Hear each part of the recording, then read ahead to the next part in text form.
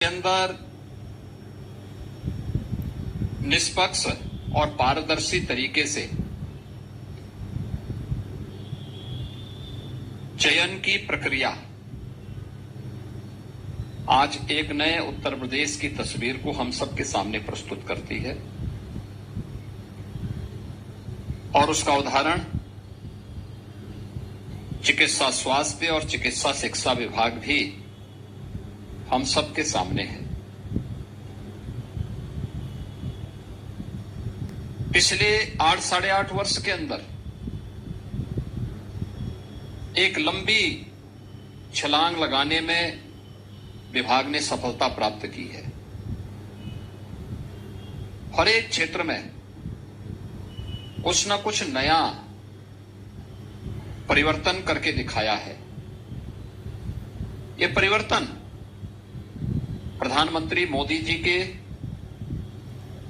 विकसित भारत की उस संकल्पना को आगे बढ़ाने का ही क्रम है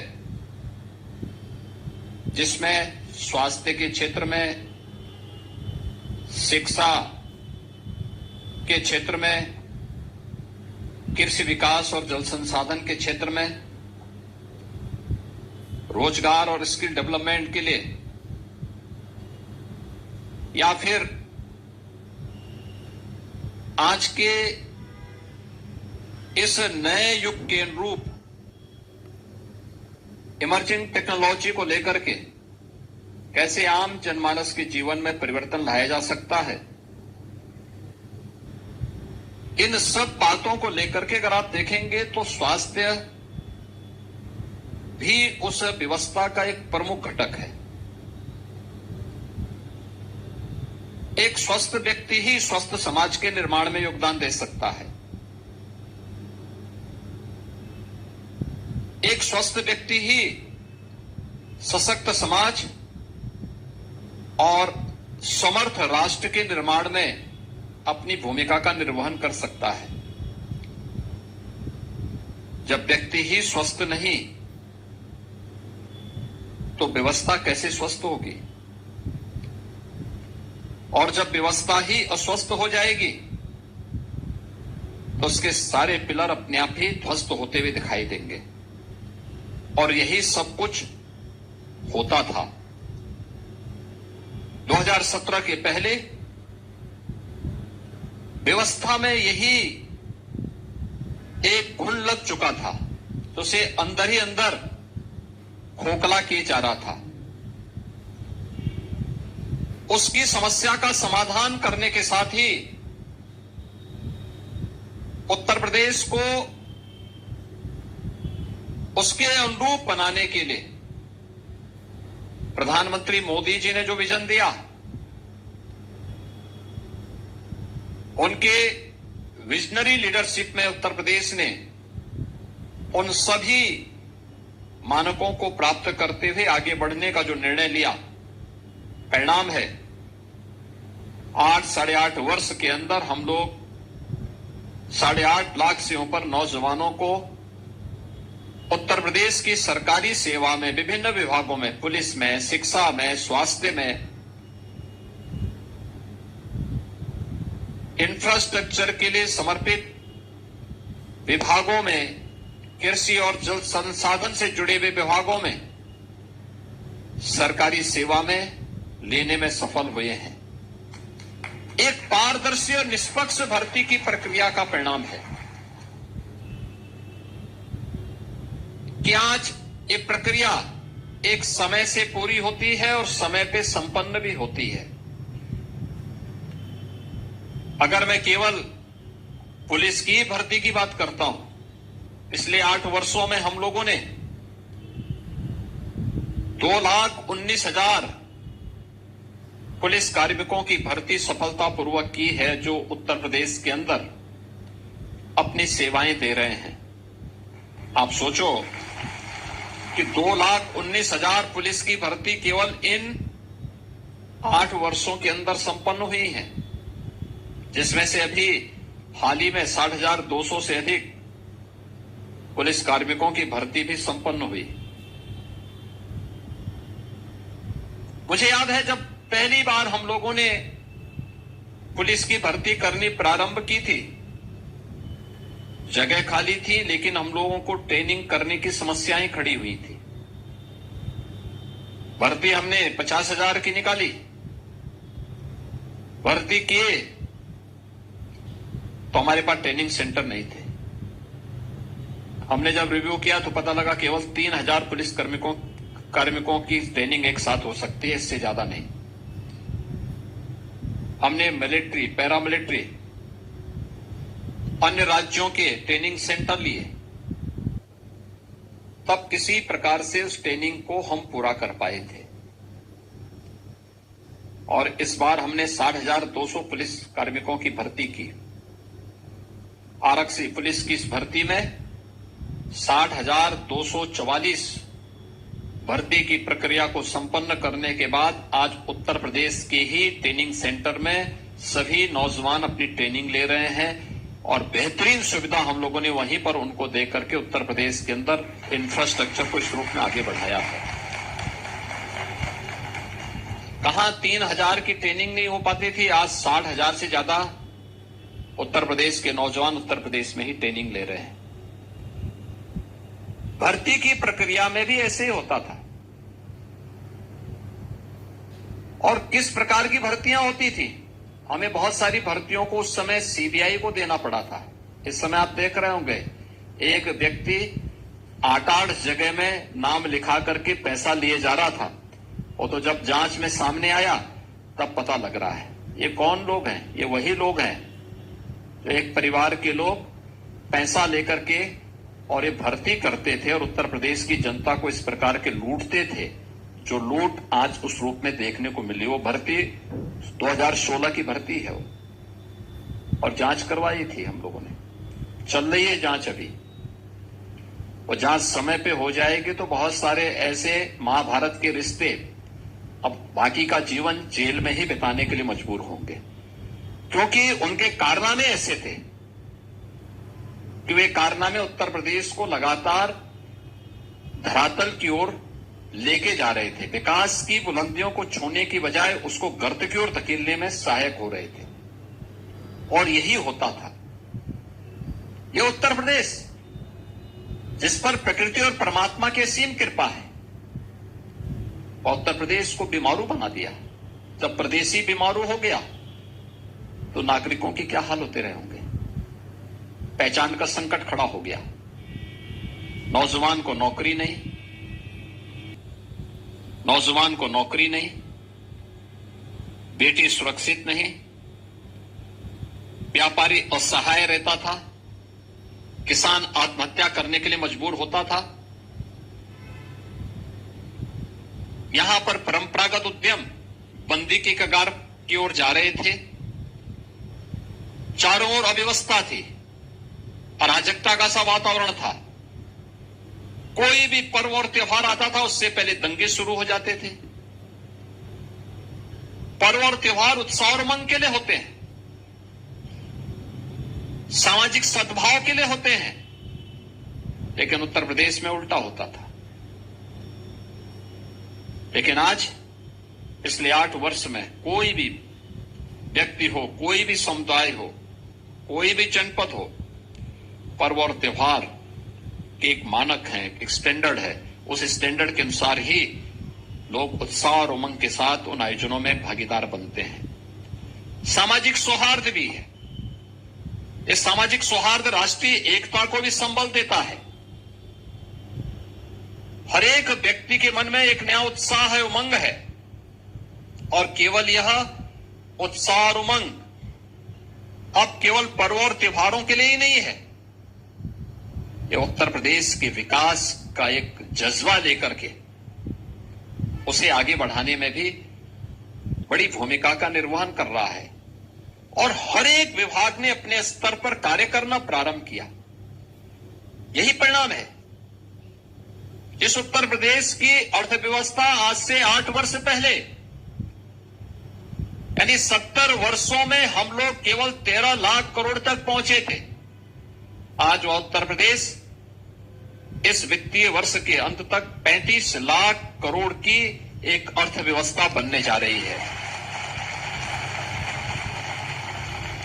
यानी जो कार्य 70 वर्ष में नहीं हो पाया, उससे भी 2.5 गुना वृद्धि हम लोगों ने मात्र 8-8.5 वर्ष के अंदर उससे बेहतर गति देकर के उत्तर प्रदेश को आगे बढ़ाने में सफलता प्राप्त की है। ये सफलता तब प्राप्त की है जब उत्तर प्रदेश के नौजवानों को उत्तर प्रदेश के अंदर नौकरी की गारंटी मिली।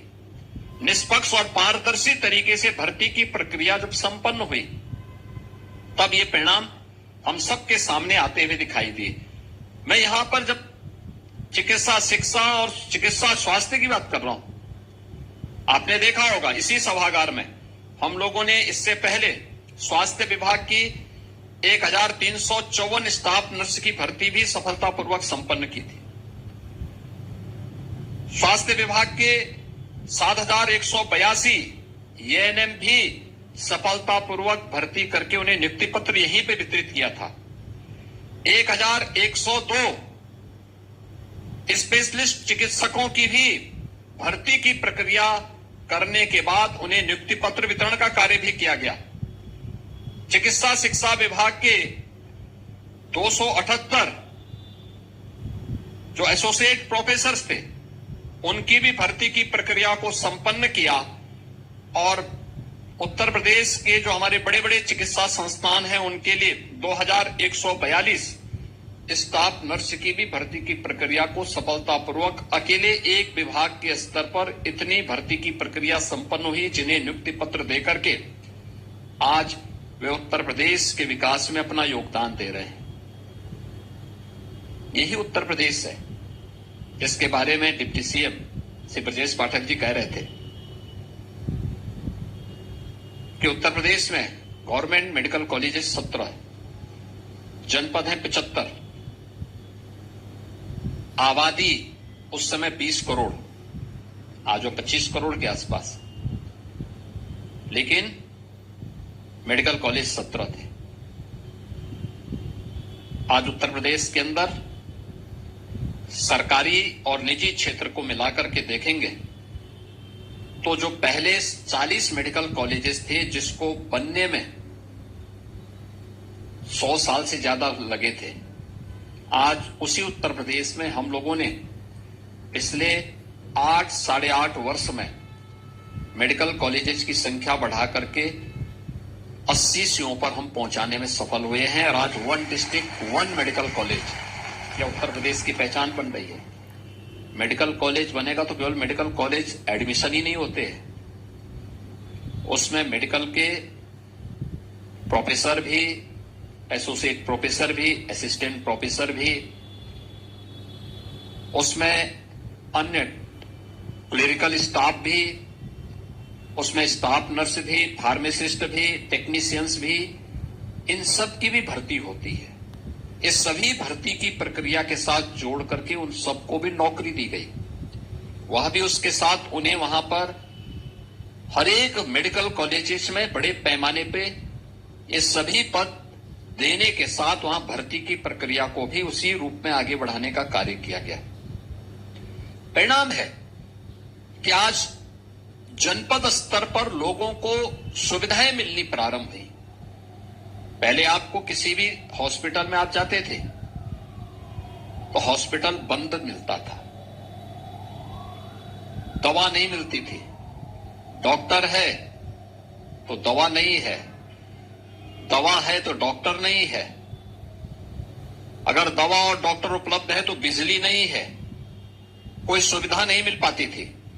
आज उत्तर प्रदेश मेडिकल कॉर्पोरेशन के माध्यम से दवाइयां भी उपलब्ध हो रही हैं, तो 5 करोड़ 34 लाख से अधिक परिवारों को, यानी अगर एक परिवार में 5 लोग भी होंगे ना, तब भी आप अनुमान कर लीजिए कि कितनी बड़ी संख्या से लाभान्वित हो रही है। यह आयुष्मान भारत कार्ड की सुविधा से यहां पर उत्तर प्रदेश के अंदर लाभान्वित हो रही है। लगभग 80 लाख से ऊपर लोगों ने आयुष्मान भारत की सुविधा का लाभ अब तक लिया है, जिसके लिए लगभग 3000 करोड़ रुपए से अधिक की राशि उत्तर प्रदेश सरकार ने भारत सरकार के साथ मिलकर के पेमेंट किया है उन गरीबों की बेहतर चिकित्सा सुविधा के लिए। अभी हाल ही में हम लोगों ने उत्तर प्रदेश के चिकित्सा शिक्षकों के लिए कैशलेस मेडिकल सुविधा की घोषणा की है। आप अनुमान करिए कि 11 लाख शिक्षक यानी 11 लाख परिवार सीधे सीधे 55 लाख लोग सीधे सीधे इस सुविधा से लाभान्वित होने वाले हैं। यानी आज सरकार के पास क्षमता है तो सरकारी सुविधा उनको उपलब्ध इक्के दुक्के हॉस्पिटल में लखनऊ में या बीएचयू वगैरह में छोड़ दिया जाए तो बाकी कहां आईसीयू कहीं भी नहीं था, ब्लड बैंक नहीं मिल पाता था, डिजिटल एक्सरे कलर डॉपलर नहीं मिल पाता था, सीटी और एमआरआई तो बहुत दूर की बात है। आज उत्तर प्रदेश के अंदर आप देखेंगे हर जनपद में ब्लड बैंक है, हर जनपद में आईसीयू की सुविधा है। हम लोग जब 17 में आए थे तब उत्तर प्रदेश के अंदर 2/3 से अधिक जनपद ऐसे थे जहां पर एक भी आईसीयू के बेड नहीं थे। आज उत्तर प्रदेश के अंदर हर जगह आप जाएंगे आपको वहां पे आईसीयू के बेड भी मिलेंगे, मिनी आईसीयू भी मिलेंगे, डिजिटल एक्सरे की सुविधा मिलेगी, ब्लड बैंक भी मिलेगा। किसी भी प्रकार की वायरस जनित विषाणु जनित बीमारी में जिसमें प्लेटलेट्स काउंट कम होते हैं तो ब्लड सेपरेटर यूनिट या इस प्रकार की सुविधा भी वहां लोगों को एक सामान्य गरीब से गरीब पेशेंट को प्राप्त होता है। डायलिसिस की सुविधा सभी 75 जनपदों में फ्री में सुविधा, हर गरीब के लिए फ्री में सुविधा। ऐसे ही हर एक क्षेत्र में यह सुविधा उपलब्ध करो। यानी अगर मेडिकल कॉलेजेस की संख्या, हॉस्पिटल्स की संख्या बढ़ी है तो जनता को दी जाने वाली सुविधाएं भी उसी क्रम में बढ़ाई गई हैं। टेक्नीशियन हो या फिर कनिष्ठ सहायक, ये किसी भी संस्थान की एक बैकबोन होती है, उसकी रीढ़ की हड्डी होती है। आप अगर अपने कार्य पद्धति को ठीक करेंगे बहुत सारे लोगों को सहायता मिलती है। कनिष्ठ सहायक क्लेरिकल काम उसका होगा, लेकिन अगर वह अपनी कार्य पद्धति के माध्यम से फाइल में तीव्रता ला दे, त्वरित गति से कार्य करना प्रारंभ करेगा तो कहीं कोई समस्या नहीं आ सकती। अनावश्यक रूप से किसी को वेट नहीं करना पड़ेगा, ना पेशेंट परेशान होगा, ना इम्पैनल्ड हॉस्पिटल, ना कोई अन्य कर्मचारी या कोई डॉक्टर, कोई भी परेशान नहीं होगा। ऐसे ही टेक्नीशियन समय पे अपने सारे कार्यों को करें और अपने कौशलता का परिचय न केवल एक्सरे या अल्ट्रासाउंड करने में करें बल्कि इस बात का भी ध्यान रखें कि आप जो नए उस पर आप देखते होंगे नई टेक्नोलॉजी से जुड़े हुए जितने भी इस प्रकार के मशीनें आई हैं उनके जो वायर होते हैं बहुत सॉफ्ट होते हैं। ऑप्टिकल फाइबर जो इस्तेमाल किया जाता है उसको कैसे फोल्ड करना है, कैसे सुरक्षित रखना है, अगर आपने उसमें थोड़ी भी लापरवाही की तो फिर वो एक्सरे बंद हो जाएगा और वे मशीनें काम करनी बंद कर देंगे। हमें उस समय देखना होगा, उसके बारे में पहले से ट्रेनिंग लेनी होगी, पहले से अपनी तैयारी करनी होगी। आज भी आप देख रहे होंगे कि यहां पे एक साथ 1112 तो कनिष्ठ सहायक और 22 टेक्नीशियन एक साथ नियुक्ति पत्र प्राप्त कर रहे हैं। यानी बहुत बड़ी संख्या है ये बड़ी संख्या इस बात को बताती है कि सरकार की इच्छा शक्ति है कि हम जनता जनार्दन की सेवा के लिए अच्छे लोग दें। चयन की प्रक्रिया इसीलिए संपन्न हुई। आपने देखा होगा चयन की प्रक्रिया आपकी 2 स्तरीय थी। पहले आपने पीईटी पास किया होगा, पीईटी पास करने के बाद फिर अधीनस्थ सेवा चयन आयोग ने आपकी चयन की प्रक्रिया को संपन्न किया। यानी कहीं भी कोई गुंजाइश नहीं है कि कोई व्यक्ति इधर उधर से सिफारिश कर सके, कहीं भी वो कर सके। आपने देखा होगा अभी कल ही पीईटी की परीक्षाएं संपन्न हुई, 25 लाख लोग उसमें एप्लीकेंट हुए। सरकार उन सबको कहीं ना कहीं समायोजित करने के लिए अलग अलग क्षेत्र में, कोई सरकारी क्षेत्र में जा रहा है, कोई निजी क्षेत्र में जा रहा है, कोई स्वयं का उद्यम स्थापित कर रहा है, कोई एमएसएमई सेक्टर में जाएगा। कार्य की कमी नहीं, कार्य करने की इच्छा शक्ति होनी चाहिए और उस होने के अभ्यास को ही सरकार आगे बढ़ाने में एक बड़ी भूमिका का निर्वहन कर रही है। आज हम लोगों ने इस दिशा में जो कार्य प्रारंभ किए, आज उसी का परिणाम है कि प्रदेश के अंदर तेजी के साथ एक तरफ सरकार ने सुविधा उपलब्ध करवाई, तो दूसरी तरफ प्रदेश के अंदर अगर आप देखेंगे मेडिकल कॉलेज बढ़े, तो मेडिकल कॉलेज में छात्रों की संख्या भी उसी रूप में बढ़ाई गई। यानी पहले उत्तर प्रदेश के अंदर एमबीबीएस की जो सीट्स थी 2017 के पहले 5,390 थी, आज ये बढ़कर के हो गई 11,850, यानी दोगुने से भी अधिक हो चुकी है। पीजी की सीट्स थी 1,344, आज ये बढ़कर के हो गई है 4,028। सुपर स्पेशलिटी की जो सीट्स थी वह 120 से बढ़कर के अब 305 हो गई। ये सभी संपन्न करने के साथ साथ जो हमारे गवर्नमेंट मेडिकल कॉलेजेज है उसमें भी 1,234 हमने मेडिकल के शिक्षकों की तैनाती वहां पर अतिरिक्त की है। जितनी भी भर्ती की प्रक्रिया हो रही है, लगातार हर योग्य व्यक्ति को उसमें समाहित करने और उनको आगे बढ़ाने में भी सरकार तेजी के साथ कार्य कर रही है। परिणाम क्या है? बहुत बार होता क्या है, स्वाभाविक रूप से पहले सुविधा नहीं मिलती थी तो लोग जाते भी नहीं थे। आज जा रहे हैं तो लोगों को बहुत बार होता है कि कुछ लोग ऐसे होते हैं, बहुत सारे लोग हैं भाई जिनके पास कोई काम धंधा नहीं, तो कम से कम उसके पास माँ बाप ने एक स्मार्टफोन दे रखा तो दिन भर उसी स्मार्टफोन से कुछ न कुछ नकारात्मक ही देखता है। अगर वो थोड़ा पॉजिटिव होता ना, वो भी कहीं आपकी तरह नौकरी पाया होता, लेकिन वो दिन भर कोई ना कोई जो नकारात्मकता होती तो कहीं का फोटो कहीं पे, कहीं का फोटो कहीं पे लगा करके फिर वो हमेशा कुछ न कुछ नकारात्मक भरेगा। और उसका परिणाम क्या होता है कि वह आपकी छवि को खराब करने का प्रयास करेगा, विभाग की छवि को खराब करने का प्रयास करेगा, शासन की छवि को खराब करने का प्रयास करेगा। हमें उससे सतर्क रहना होगा। अगर हम पूरी प्रतिबद्धता के साथ कार्य कर रहे हैं, पूरी ईमानदारी के साथ काम कर रहे हैं, तो बिना भय के जो बेहतर हो सकता है वह करने की हमें स्थिति पैदा करनी चाहिए। और मैं आज के इस अवसर पर आपसे यही कहूंगा कि इतनी बड़ी संख्या में नियुक्ति की प्रक्रिया पारदर्शी तरीके से संपन्न हो रही है, परिणाम उत्तर प्रदेश आगे बढ़ रहा है।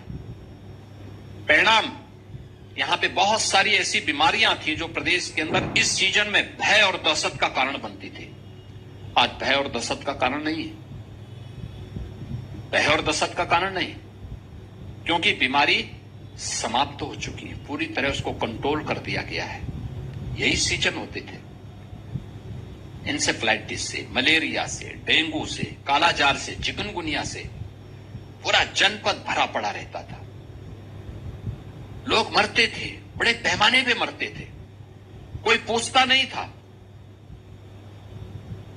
लेकिन आज पूरी तरह नियंत्रण में, बीमारी पूरी तरह नियंत्रण में। ये चीजें दिखती है कि जब सरकार के द्वारा अच्छे कदम बढ़ाए जाते हैं तो परिणाम आने में समय नहीं लगता है, और ये परिणाम बताते हैं कि कुछ अच्छा किया गया है। उस अच्छे को और अच्छा करने की दिशा में ये नियुक्ति पत्र वितरित हो रहे हैं। कोई सिफारिश आपको नहीं करनी पड़ी, कोई लेन देन कहीं से नहीं करना पड़ा, तो सरकार भी आपसे अपेक्षा रखती है कि बिना किसी सिफारिश के सामने जो भी आया उसको मान करके चलिए कि वह ईश्वर की एक प्रतिकृति है, वह आपके सामने आया है, भले ही गरीब दिखता होगा, लेकिन उसके प्रति श्रद्धा और सम्मान का भाव हो, उसको हम पूरी सेवा दें, बेहतर से बेहतर सेवा दें। किसी भी स्तर पर उसके साथ कोई भेदभाव नहीं होना चाहिए। अगर ये आप करके दिखाते हैं तो अपने जिम्मेदारियों का ईमानदारी पूर्वक निर्वहन करते हैं। हर नागरिक अगर अपनी अपनी जिम्मेदारियों का निर्वहन करने लग जाएगा, याद करना, भारत को विकसित भारत बनने में, भारत को दुनिया की सबसे बड़ी ताकत बनने में बहुत देर नहीं लगने वाली है। और उसके लिए आप सबको मिलकर के कार्य करना होगा। आज के इस अवसर पर मैं एक बार फिर से आप सभी को इस नियुक्ति पत्र वितरण कार्यक्रम के अवसर पर आपको, आपके अभिभावकों को हृदय से बधाई देता हूं, आपके उज्जवल में भविष्य की कामना करता हूं। अधीनस्थ सेवा चयन आयोग और चिकित्सा स्वास्थ्य विभाग को नियुक्ति की प्रक्रिया को समयबद्ध तरीके से आगे बढ़ाने के लिए, क्योंकि बहुत सारे लोग थोड़ा उतावले हो रहे थे कि हमें नियुक्ति पत्र नहीं मिल पा रहा है।